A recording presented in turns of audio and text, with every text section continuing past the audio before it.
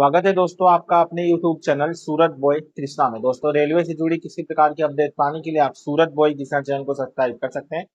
तो फ्रेंड आज का वीडियो सभी रेल यात्रियों के लिए काफी इंपॉर्टेंट रहने वाला है और सभी रेल यात्रियों से मैं रिक्वेस्ट करूंगा वीडियो पूरा जरूर देखिए। तो आज की इस वीडियो में दोस्तों हम जानेंगे कि जब किसी भी ट्रेन की एडवांस बुकिंग होती है, लाइक 7 दिन पहले की जब बुकिंग होती है, तो रेलवे उसमें सीटें किस हिसाब से बुकिंग करवाता है, कौन सी कोच की बुकिंग वो सबसे पहले करवाता है और किस तरीके से वो बुकिंग करवाता है ताकि सभी कोटा में अलग अलग सीटें बची जाए, और जो स्पेशल में ट्रेनें निकलती हैं उनमें भी किस हिसाब से बुकिंग होती है, आज हम इसका प्रोसेस दोस्तों इस वीडियो में जानेंगे।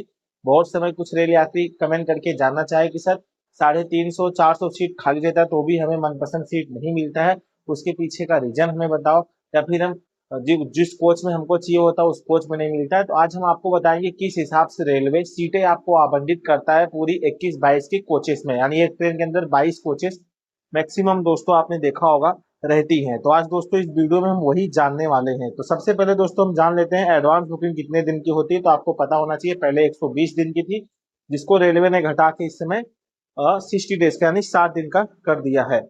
तो फिर हम जानते हैं पूरा प्रोसेस, रेलवे किस तरह कोच और सीटों को बुकिंग करता है उसका प्रोसेस हम आपको बताते हैं। ट्रेन का संतुलन और वजन प्रबंधन और बैलेंस, ट्रेन में सुरक्षा को सबसे ऊपर रखा जाता है। रेलवे का सॉफ्टवेयर इस तरह बुक करता है ताकि ट्रेन में यात्रियों का वजन समान रूप से हो।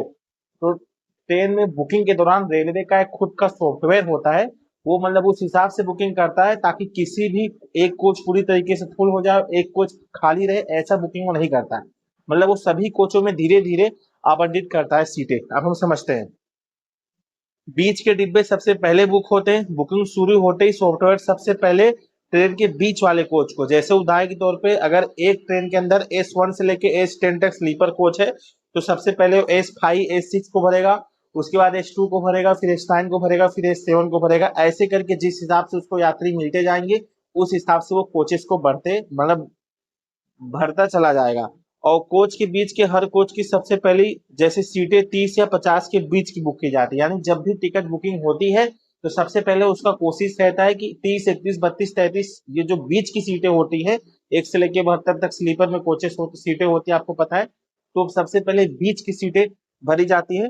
ऐसा क्यों किया जाता है, अगर शुरुआत में किसी एक कोच को पूरा भर दिया जाए और बाकी कोच खाली रहे तो ट्रेन का संतुलन बिगड़ सकता है, तेज स्पीड मोड़ काटते समय, ब्रेक लगाते समय दुर्घटना हो सकती है। इसके लिए सॉफ्टवेयर सभी कोचेस में समान सीटें बुक करता है। तो यहाँ आशा करता हूँ आपको समझ में आया होगा।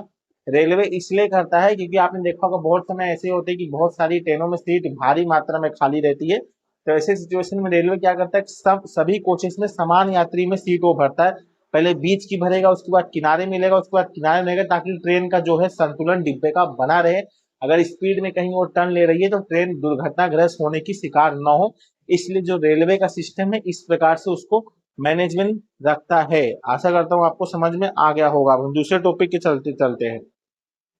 अब दूसरे टॉपिक की तरफ से हम चलते हैं। कोटे के हिसाब से सीटों का रिजर्व रखना, रेलवे पहले ओपनिंग में सारी सीटें आम जनता को नहीं देता है। कुल सीटों में से भारी मात्रा में सीटें अलग कोटे के लिए रिजर्व रखती है, जिससे चार्ट बनने तक या उस समय तक लोग रखा जाता है।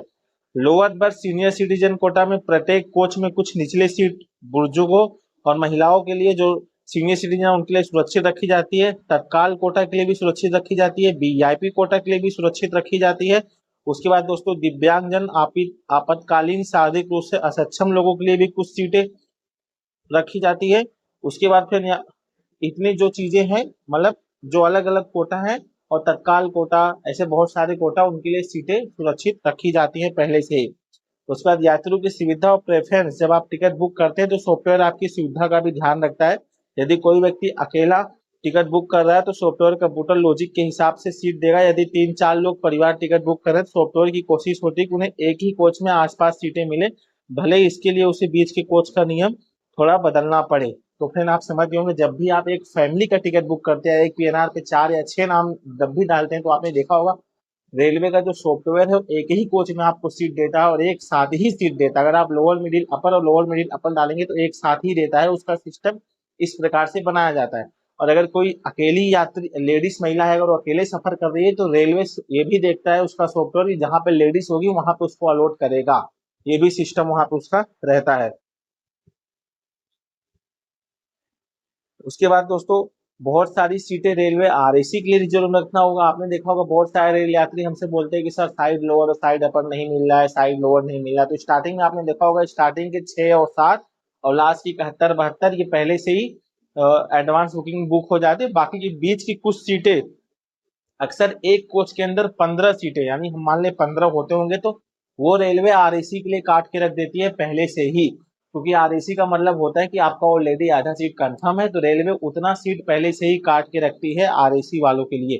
कई बार क्या होता है कुछ रेल यात्री बोलते हैं सर हमने 300 सीट खाली था फिर भी हमें साइड लोअर नहीं मिला। तो होता क्या है कि बहुत सारी ऐसी ट्रेनें होती हैं जिसमें रेलवे 200 180 190 तक आरएसी चलाती है, तो उस हिसाब से वो सारी सीटें रिजर्व कर लेती है। बहुत सारी ऐसी ट्रेनें होती है जिसमें रेलवे 80 85 आरएसी चलाने के बाद बैटिंग अलॉट करने लगती है। तो ये सब सिचुएशन होता है दोस्तों। तो इस प्रकार से रेलवे कोचेस की बुकिंग करवाती है ताकि संतुलन बना रहे। आशा करता हूँ वीडियो आपको समझ में आ गया होगा। तो फ्रेंड आज की इस वीडियो में आपको बस यही छोटी सी अपडेट देने वाला था। मिलते हैं किसी नेक्स्ट वीडियो में नए टॉपिक के साथ, तब तक खुश रहिए।